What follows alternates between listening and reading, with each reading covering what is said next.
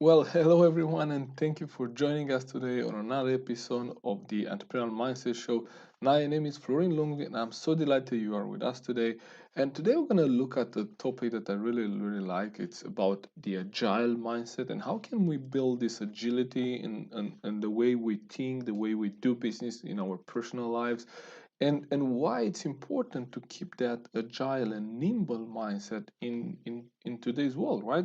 We all have experienced some challenges, over the last 2 years or 18 months, and with that we kind of now I think we are more in tune to this idea of being agile, right? And then we cannot be so much attached to how things were before, right? And that's one of the things that successful entrepreneurs do very well. They're not attached to the past, right? So today we're going to look at some of the aspects of this agile mindset, right? And how can we develop that agile mindset? And this is not about the agile methodology, right? For those of you who might work with, software development or, work in companies that have this agile kind of way of working, here we talk about the individual, we talk about the entrepreneur, we talk about how you can be agile in your thinking, in your business, right? Not necessarily about a framework, right? If you are interested in a framework, you can find a lot of information over the or about that over the internet. But here we're talking about how can we be agile in our thinking, right? And how do, and why do we need to stay agile in today's world? Sounds good. All right, so I'm going to share as usual some slides with you here, and we're going to go through this one. So let's see. All right, so the agile mindset.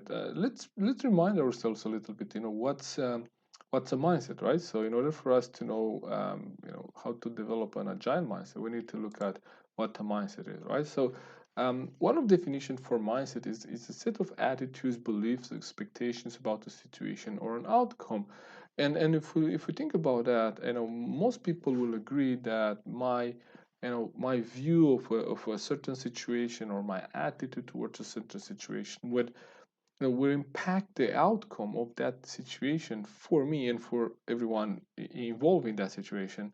And yet we don't really spend time into learning, you know how to think, right? So in school we're taught what to think. We're taught, you know this is the equation in math, right? So this is a problem and this is the solution. And usually what happens when I know for a fact that, okay, listen, in my experience with the education, with the formal education system, is that when I don't come up with the same solution to that math or physics problem, then the teacher will say, well, that's not okay, right? That's, you should come to the same conclusion that I came, and using the same process, right? So they kind of teach us what to think. Here we're looking at how to think, right? So here we're looking at improving the thinking, right? So let's look at, if mindset is a set of attitudes, right? How could we define attitude then? From my perspective, attitude could be, the composite of, our thoughts, our feelings, and the actions that we take. So attitude is the composite of my thoughts, my feelings, and the actions that I take, right? So think about that. It's not just the actions, right? Because, what I think determines how I feel, and that it's expressed in the actions that I take, right? So all this creates my attitude, right? So now, what's the attitude of an agile person, an agile entrepreneur, right? What's this mindset that we're talking about? So we say that this mindset is moving from process and planning to agility and experimentation. And this is a quote by Mark Sanborn, and he says that agility and experimentation beats process and planning every single time. And what he actually says, he says that, when I'm agile and when I'm experimenting, in one way, agility means that you're flexible, right? And you can adapt. And, if you think about, is not the strongest tree that resists the storm. It's the most flexible, right? So being rigid is not necessarily a strength, right? Strength, it's in being flexible. So this is what we try to do. We try to adapt ourselves to the situation we find ourselves in, and then stay flexible, stay nimble, not being attached to a certain way, right? And experimenting means that we value innovation. And then I hear this all the time, where we are an innovative company. I say, well, great. So tell me, how do you reward failure? I say, what do you mean by that? I mean, if you're an innovative company, then in order to innovate, you have to try, and fail often, right?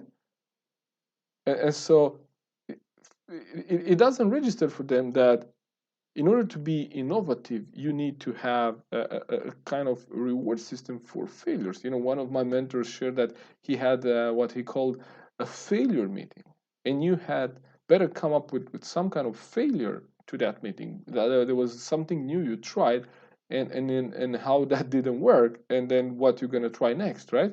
So this is what we mean by experimentation, right? We're trying things and we're not attached to a certain way of doing things. But that's exactly the opposite. So process and planning, work with fixed and stable input conditions.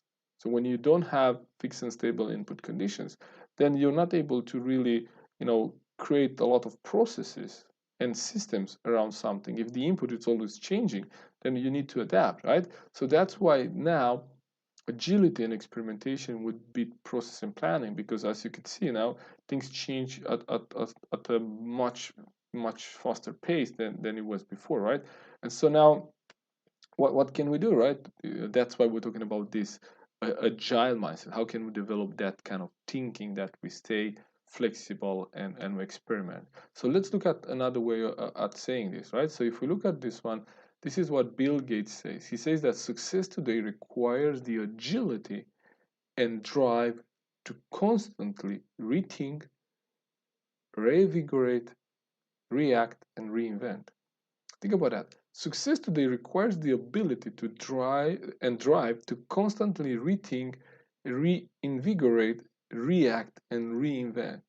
And look at that word there, constantly, right?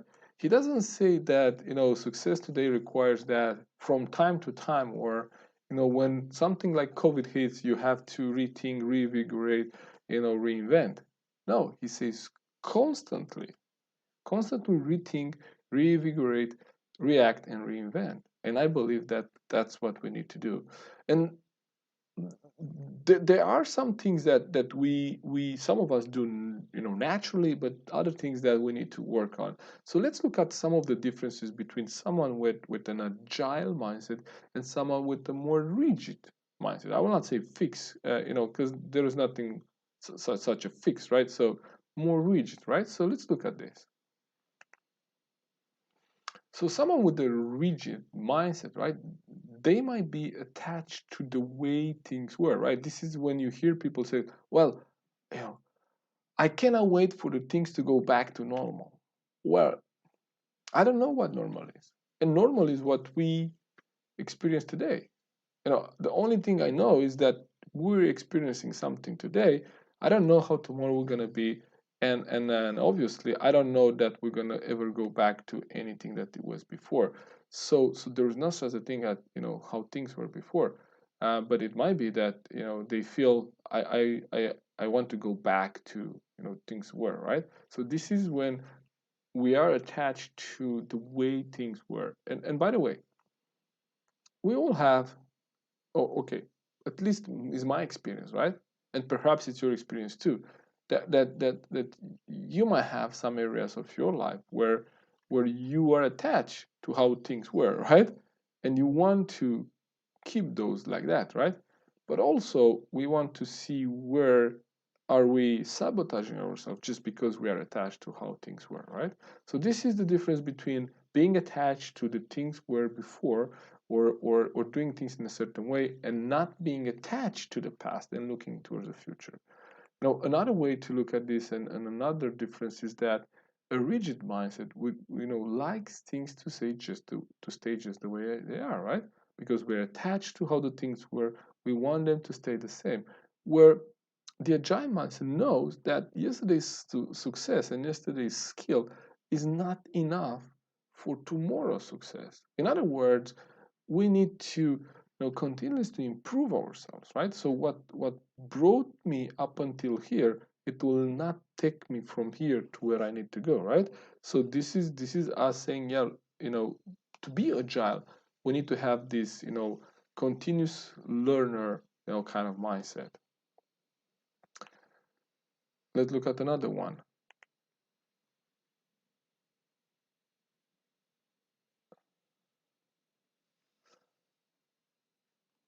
Evolution, it's a choice versus evolution, it's unavoidable, right? So while someone with a rigid mindset will say, well, I choose if I want to be on this new platform, right? So if you think at someone that all right, so you didn't see the slide. Now you see, okay, so evolution is a choice, while the agile mindset thinks that evolution is unavailable, right? So if you think about that, someone with that kind of mindset would say, well, I don't know if I want to be on this new platform. I don't know what's that TikTok, right? I don't need it, or I don't want to go online, right? I don't want to. I want to meet people in person, and I say, good, if that's what you want. But you say that I have the choice. You believe that you have the choice if you want to, you know, evolve to kind of where the world is going or not, right? Well, the agile mindset understands that evolution it's unavoidable, right? Because it's not us that we can choose if we should go with 5G or a next technology, whatever is the next big thing, or electrical cars and so on and so forth, right? So there's no such a thing as static or like inertia. So we're always evolving, right? So that's why evolution is actually unavoidable. And if you accept that and you know that, then you don't have to worry about it. You just embrace it and move on. Next one. So a rigid mindset maximize what they have, while an agile mindset seeks continuous improvement, right? So when we say maximize what they have, they try to use the resources that they had, and then just kind of until those run out of resources, but not necessarily seek to improve. Like I have this skill, I have this diploma, I have made this investment, I'm gonna kind of draw as much as I can out of it, and I'm gonna run this shtick until I cannot run it anymore, and then I'm gonna retire. That's not what an agile mindset thinks. An agile mindset thinks, I need to improve continuously. If I don't improve, I'm not able to move where I need to be. The next one here. So again, a rigid mindset plays not to lose, while an agile mindset plays to win. And there's a difference there, right? There's a difference there. When we play not to lose, we play it safe, right? We don't want to take big risks, right? So we don't want to lose a lot, right? And that's a different thing, right? We're trying to kind of, if you say, negotiate our way up, or we try to negotiate our way of staying relevant, right? When people go online, because it's not that they want to win the online game. It's just because they say, well, now I don't want to lose my clients that now go online rather than coming and visiting my store. So that's a difference there. You either go online because you want to win the online game, or you go to another platform like TikTok or LinkedIn or Facebook because you want to win the game there, rather than say, well, everyone is on Facebook, I think we should be there too, right? So that's a different mindset. See the difference? Yeah. So another quote that summarizes this very well is something by Anita Roddick, who says that speed, agility, and responsiveness are the key to future success. So again, speed, agility, and responsiveness, right? So this responding is not the same with reacting, right? So responding is like you think into the response and you kind of think one or two steps ahead of the game rather than just reacting whatever happened, right? So this is the businesses that use the Zoom, like we use Zoom for I think it's 3 or 4 years right now. and many people just started using Zoom, and this was this new thing for them last year when they were forced to. So that's that's one of the examples, right? Or me investing in in my coaching practice and in my coaching skills and in mentoring, you know, 5 or 6 years before I had a business, or I was full time in the business. So um, that's being ahead of the game. This is speed and responsiveness, right? But agility, it's actually a strategy of itself, right? Of itself. It's not just a thinking, it's a strategy, right? So being agile could be a strategy. And I know this when I work with with companies that look for investment. And anytime we go through the kind of the investment pitch, and then the that they were going to present to their investors, what happens is that we look at where maybe are we a little bit too rigid. What I mean by that is, maybe where are we saying that this is the way we're going to reach the goal, right? So let's say they have, of course they have an income goal, they have a sales goal that their business plan is based on, right? And so whenever I hear someone say, well, this is the way we're going to reach our goal in 3 years time, um, there's a warning sign there, because you know what, um, I think as an investor I would like more to hear that, well, you know what, we're agile, right? We're flexible. We don't know how we're going to get there, right? Because if someone says, I know exactly how I'm going to get there in 3 years time, it's been my experience working with people, and my entrepreneurial experience, that very rarely we actually get there the way we thought we're going to get there, right? Many times we change the plan on the way, and then we unexpected possibilities appear on the way, and we don't see them when we start on the journey. So when someone says, I know where we're going to be in 3 years time, and here is how we're going to get there, I'm a bit worried, and I say, well, I think we need to take this a little bit more, let's say, more flexible, more agile, right? So you say, okay, I think something that your investors will actually appreciate is that you're flexible, because if they're an investor and they've been in business for long, they know that things very rarely, right, turn out the way you plan to go even in 6 months plan, let alone in a 2 or 3 years plan. And so if you just say, well, you know what, our strategy is agility, right? We don't know how we're going to get there, but this is where we want to go, and we have an idea of how to go there, but we're going to stay flexible, we're going to stay agile, we're going to adapt to the situation, we're going to respond to the situation, and we're going to use speed rather than planning and rigidity to reach there. And I think in the eyes of a wise investor, this would be even more valuable than you having a plan, a 3-year plan. Because I think, don't we all know that things are gonna change? Like if I ask you where you thought you're gonna be in 2021, like in 2018, like 3 years ago, most people will never be able to predict this, right? So what I'm saying is that agility, like this is what we're looking at, right? So this code by Pearl Zhu, agility within and of itself could be a strategy, and this could be a very good strategy for someone presenting a 2 or 3 years plan. And I'm going to tell you why. Because here's us being attached and being very intentional about where we want to go, but being unattached to how we get there, right? So this is again to saying, I want to travel from Stockholm to Paris, but I'm not attached to how I'm going to get there. I can take a train from from all the way from Stockholm to Paris. I'm sure I can, right? I could even actually take a boat if you like. I'm gonna go around and then on the scene and end up in Paris. I can ride the bike. I can fly. I can take a train to Brussels and then fly from Brussels to Paris. So there are so many ways I can get there, And I don't want to, and of course I can drive a car. I don't want to get attached to how I'm going to get there, but I want to be very precise and very intentional to where I'm going to get, right? So I said I want to go to Paris, but not how, right?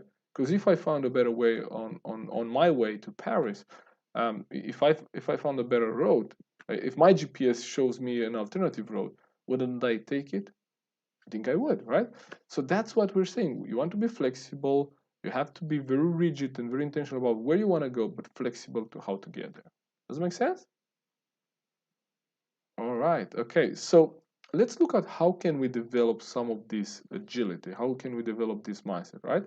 So one way you can develop agility is trying some new stuff here, some new things, right? So one thing will be to try new things in order to in order to build this muscle, right? So think about that. New things could be even when I used to drive to work to an office.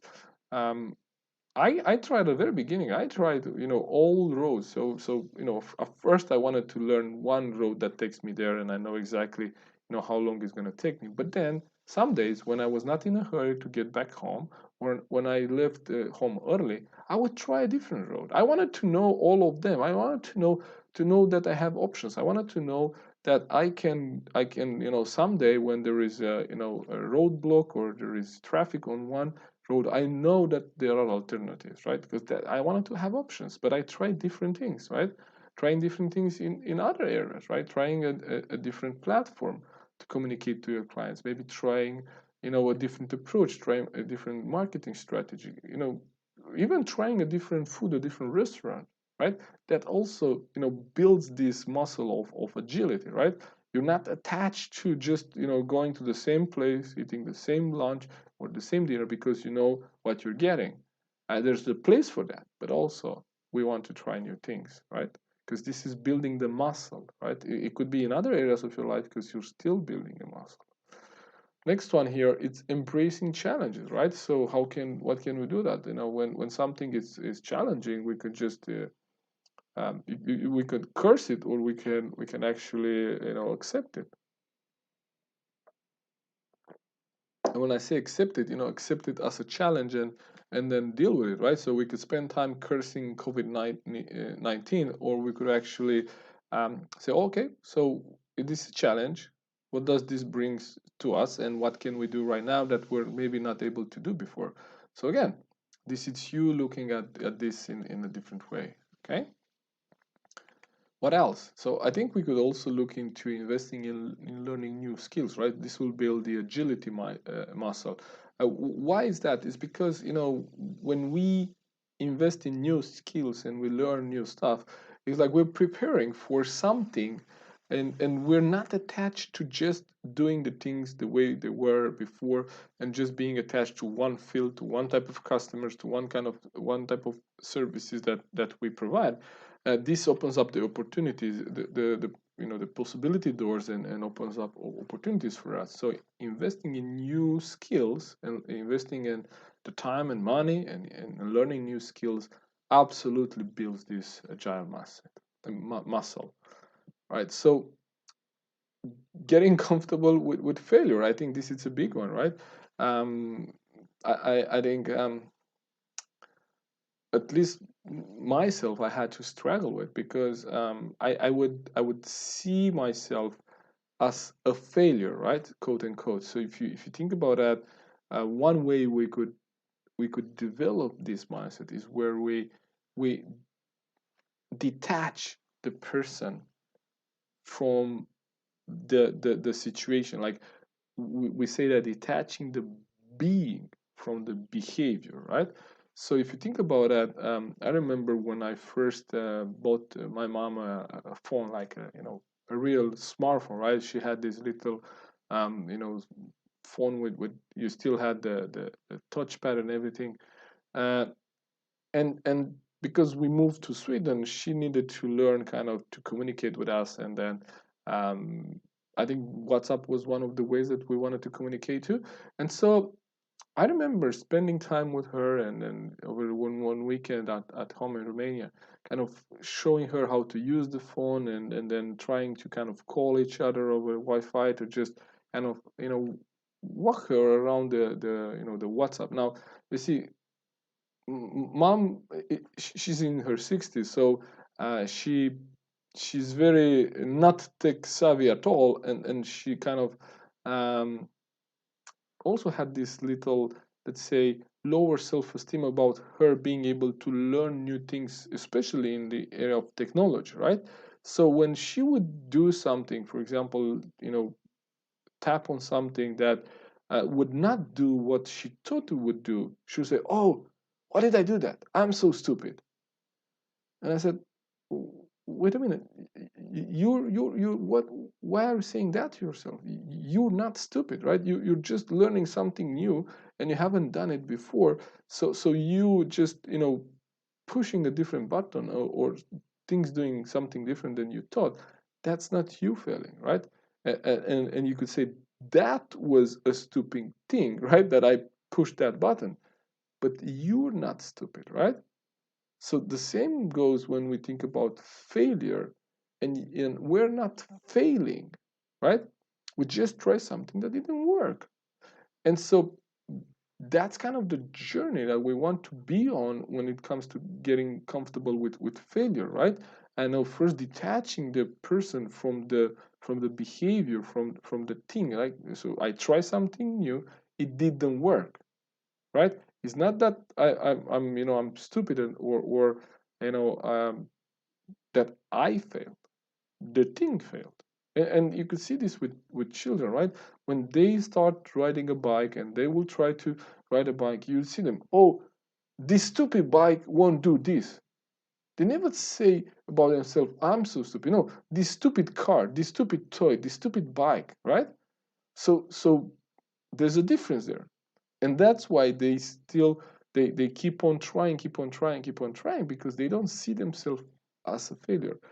They don't say, "I'm so stupid." No, this stupid bike. So this is us becoming more comfortable with failure, right? All right. So what's the next one? Um, confront uncertainty. I think that's a big one. Think about that. Um, there is uncertainty around the world now. There is very few people who now have the courage to kind of create a 2 3 years plan, even a 1 year plan, because they say we don't know where we're going to go. After this pandemic, it's just kind of been a new lesson for all of us, and then we're looking at it and we say, okay, I don't dare to do that. But if it's uncertain, right? How can we confront uncertainty? Well, we know it's uncertain, right? So then one way, I don't want to attach myself to a 2 or 3 year plan, and then if that plan will not work, then I'm gonna again tell to myself that I'm not good at planning. No, I know it's uncertainty. I know things are not certain, and I know I need certainty. So okay, how can I confront this uncertainty? Well, because I know it's not going to be a, a certain way. Um, I stay flexible, right? So this is where we build our muscle by not planning for things to be certain, and when they are uncertain, knowing that that's the way they should be, and this uncertainty, and so I shouldn't plan for certainty when I know there is not certainty around. Again, this agility that we're talking about is more about the mindset than practices, right? So this is Alistair Cockburn that talks about what this agile mindset is when it comes to the agile methodology, right? And again, it's principally about the mindset, the thinking, not necessarily practices, right? So let's look at some of the symptoms of lack of agility. So if you think about that, what does it mean? We're not as agile as we could be, and there are some causes, right? So why is that? Why is that we're not agile, right? Why is that we're not flexible? Well, there are some causes. So one of them, first at the top, would be the fear of failure, right? I know this is a big one for so many people, and I know at least for myself, that keeps me from trying new things and be agile. I want to have a plan. I would like to have a plan. I would like to have predictable results and stay there, right? Another one is fear of criticism, right? What would people think? What would people say if I fail? If I try this and if it doesn't work, what would other people say? And that's again one of these causes of being more rigid, because we want to stay attached. I stay with what I know it works, right? Because I don't risk failing and I don't risk being, criticized, right? For that. Again, another one is we kind of avoid challenges, right? So what I mean by that is that, well, if there's something in a area of our lives that we kind of know we should change, like for example, I give this the story that a few years ago I went to see my chiropractor. I was I was developing this kind of hunch position, right? And I had some back pain, and I wanted to see Timo. So I went seeing Timo, and I said, Timo, I have this back pain. I need some help. And he he did some procedures, and he helped me to relieve that pain on the moment. But then he said, Florin, I think you would need to do some exercise, right? And so I said, well, Timo, I don't do any exercise and I don't have time for that, right? At that time I was in a full-time employment, and I was running my company part-time, and I was married with Florina, and then we had some challenges there too. So there were these areas of my life that took all of my attention, and I kind of convinced myself that I don't have the time to exercise, right? So he kind of asked me, Florin, but if you start with just some push-ups in the morning, how many would you be able to do? And because I was completely out of shape, I said, well, I don't know, maybe 5 or 10. And he said, and how long is gonna take you to do 5 or 10? I said, I don't know, 1 minute maybe. And I realized I was avoiding this exercise thing. I thought that was a challenge for me. The challenge was that I had to fit this into my schedule, and I created excuses for myself why this would not work. Right?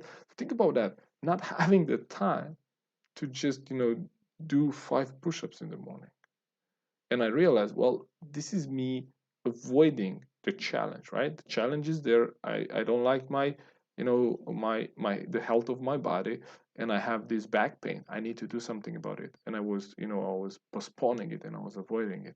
So that's one of the reasons why we don't create this agility, and we are not agile, because we maybe try to avoid some of the challenges that we know we should deal with. Let's look at some more.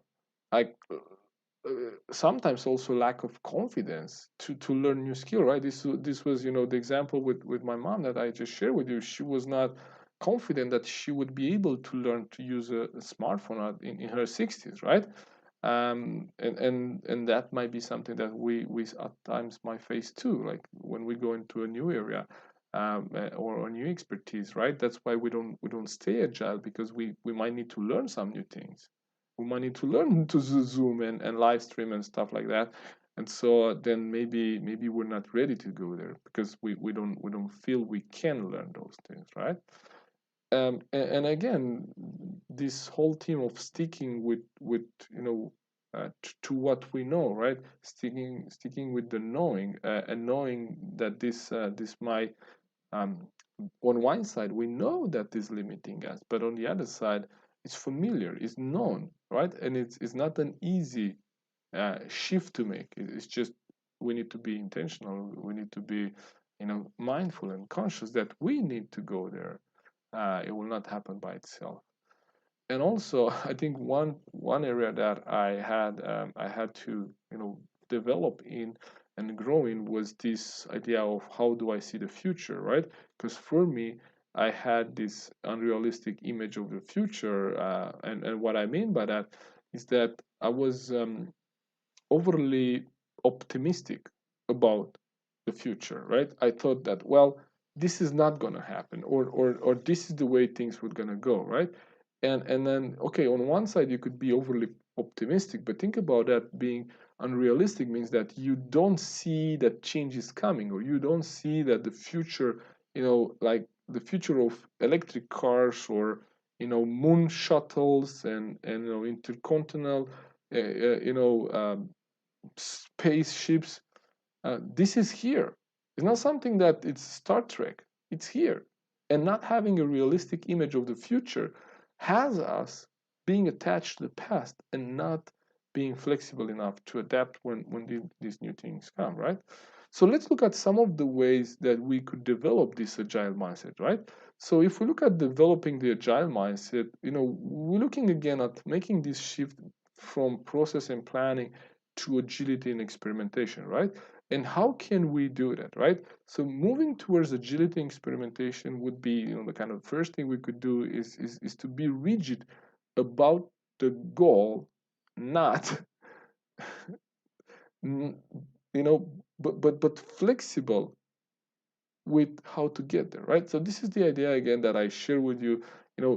Being rigid about, me wanting to go to Paris, but flexible with how I get there, right? So being rigid about the goal, but flexible on how I get there. That's a way, right? Again, another way would be planning for change, right? So planning for change, it's a good way for us to, include change in our processes, in our plan, right? We say, okay, these are the things that we could plan for, we could schedule, but let's allow this buffer, let's allow this change, let's allow this thing here that we know that might come. We don't know when, but might come, right? So if it might come, let's have it in there.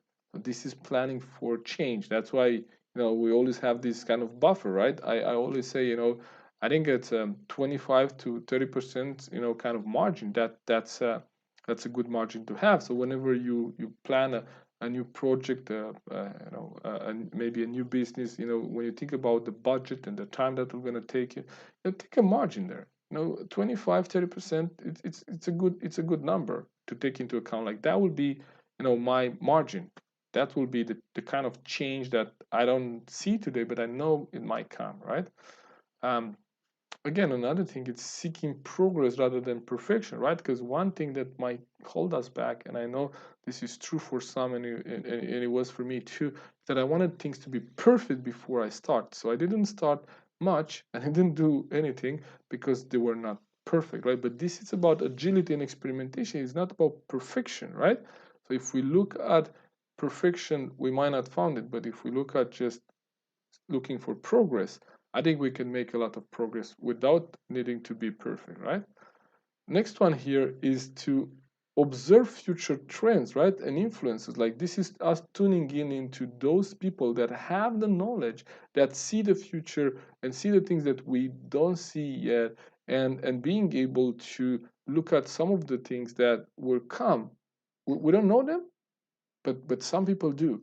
So if we tune in into the trends and the influencers in your business, in your field, and then in a more broader way, then you'll be able to be more agile and experiment more, because you know that those things are coming, right? It is not an if, it's a certain. It's just a matter of, it's a question of when will they come, not if they will come, right? And another thing, kind of the last one here, I think this is a good number to have in mind, is that mix 80% process and planning with 20% innovation and agility. I think this is again the 80-20 rule applied in business in this case.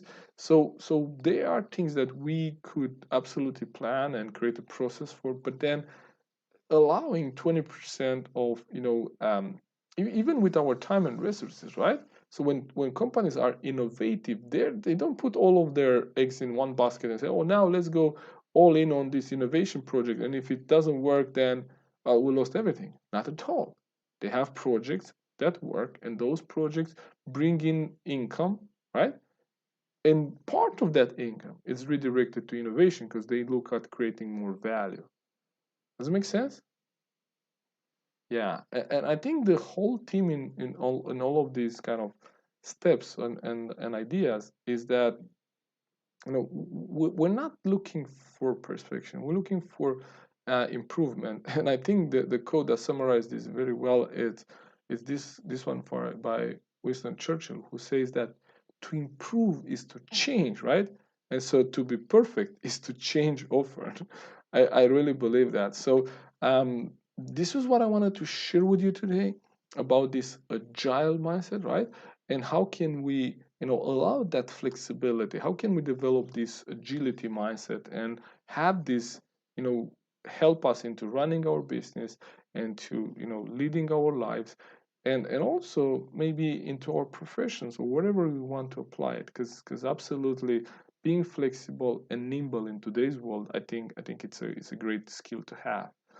All right, so this is what I wanted to share with you today. Next week, we're going to look at another one. This will be the likable expert, and how can we become, that enthusiastic, approachable, sharp student rather than being an expert, right? We're not talking about, becoming an expert in a field and acting as an expert, but, being sharp and having expertise in one area, but still being approachable, right? This is the idea that my mentor, John Maxwell, shares, like, walking slowly through the crowd, right? You might be an expert, but walking slowly through the crowd, you become, approachable, and people can get in touch with you, and you'll be able to help people, right? So again, next Monday, 5 p.m. Stockholm time, 11 a.m. Eastern time. Again, Facebook, YouTube, and also LinkedIn. Thank you for tuning in. I look forward to see you next week. Take care. Bye bye.